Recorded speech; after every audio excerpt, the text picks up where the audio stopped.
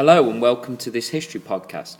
Now, today's one is going to move on to a new topic, and the second topic of Paper 1 OCRB History Modern World is concerning the League of Nations. And as we've looked at the Treaty of Versailles and the other treaties in 1919, before this, it's only best to go straight into the League of Nations after looking at those. As in the Treaty of Versailles, it talked about the setting up of the League of Nations at the end of World War I. Therefore, this video is going to look at the aims of the League of Nations. What did the League of Nations want? What was it? What did they want to achieve? What were their aims when they set it up after the Treaty of Versailles had been signed and agreed? And we have to remind ourselves that the one person that wanted the League of Nations in the first place was his baby, his child that came out of his mind was American President Woodrow Wilson. And as we see from this source above, he said during the peace conference in 1919, "I can predict with absolute certainty that within another generation there will be another world war if the nations of the world do not work together to prevent it." And this was the viewpoint Wilson had, and it was the viewpoint that a lot of people had at the time. Europe had just finished the bloodiest war of all time. It was the worst they'd ever seen, and they really did not want it happening again. And Wilson came up with this idea of a League of Nations where countries would work together. He wanted it basically more than anything else.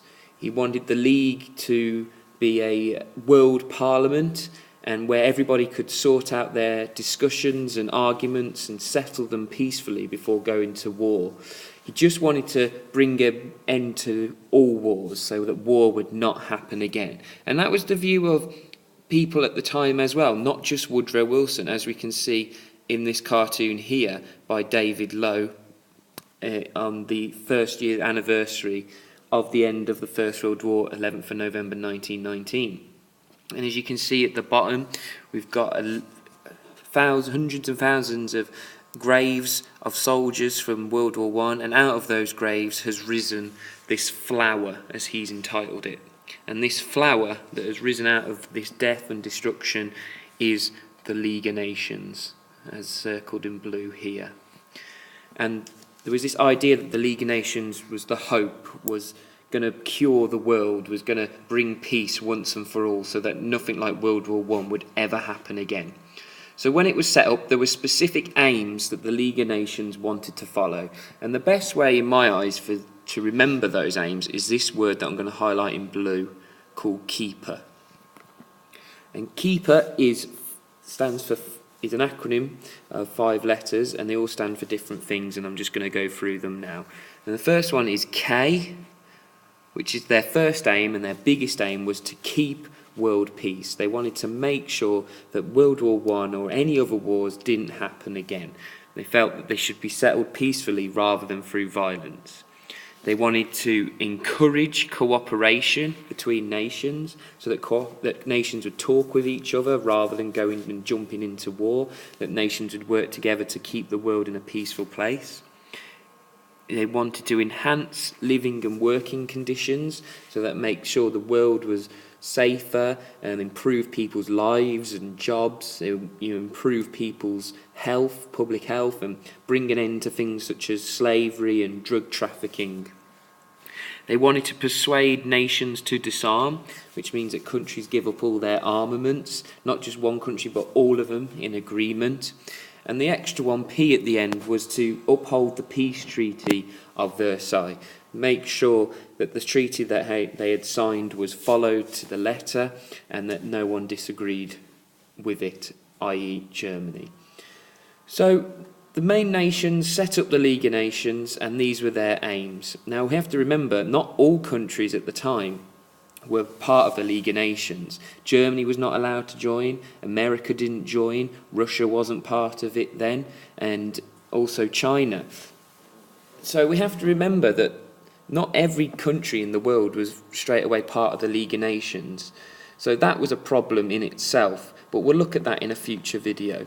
But here we have to ask the question, all these aims here, I'm going to just circle in blue, these KEEPP aims, Were they too idealistic?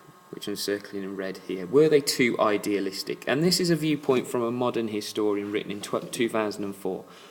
Why did the League fail? And as we'll see, the League does fail. So why did the League fail? I can tell you in a word: Wilson. Head in the clouds, so high-minded that he was no earthly use. It failed while it was still in his mind. Its aims were dreams: stop wars, make the world a better place. They were beyond God, never mind the League. So obviously this is quite a biased viewpoint towards his view on the League of Nations and why it ultimately failed. But his ideas do resonate and do make sense. Some people did see the aims of the League of Nations were just dreams. You can't just easily stop wars and make the world a better place. Just by saying, having aims, keep world peace, encourage all this cooperation, persuade people to disarm, it sounds like a really wonderful, amazing thing. But at the end of the day, isn't it just too idealistic? It's that notion that this idea is just head in the clouds and high-minded. So we have to remember the League of Nations was set up because of what had happened in World War I. And the main man's idea was Woodrow Wilson, and he wanted to make sure that war did not happen again. And these were the aims, and you remember the aims through the word keeper. But we also have to remember and have to counter-argue, were these aims just too idealistic? They possibly weren't too idealistic for the people back in 1919 because they had just witnessed the worst war of all time, and so would probably try and do anything to stop this war happening again. But at the same time, it is easy just to say, stop all wars and everybody work together and everybody disarm. It's easier said than done. And we'll see in future podcasts how it was much more difficult than just setting these possibly too idealistic aims.